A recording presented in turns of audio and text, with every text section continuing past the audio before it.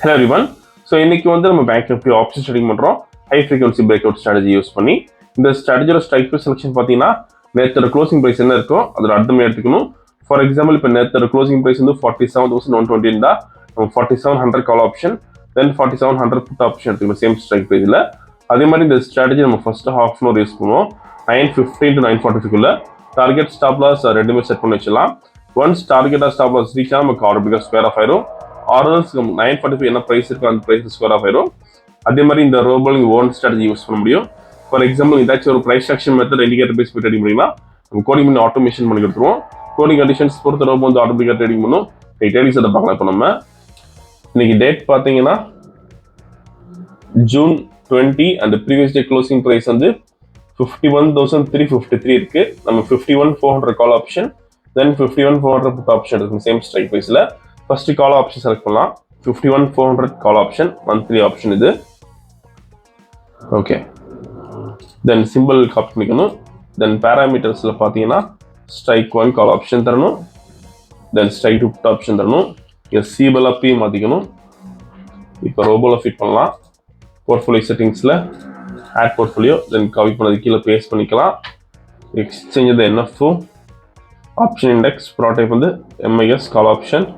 Number of lots பார்த்தீங்கன்னா 200, lot size 15, time method buy only, mode normal, active, auto mode alice blue, signal limit 100 தரும்.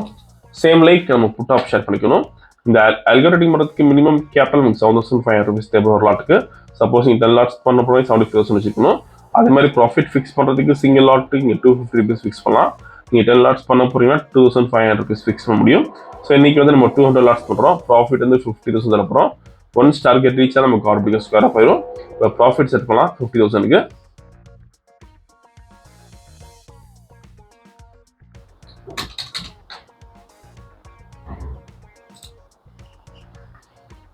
So market ஸ்டாண்டர்டுக்கு இந்த robo scalping and standard base work பண்ணும். ஃபியூச்சரில் by entry வரப்போ call option make பண்ணும். அதே மாதிரி ஃபியூச்சரில் செல் என்ட்ரி வரப்போ புட் ஆப்ஷன் மேக் பண்ணும்.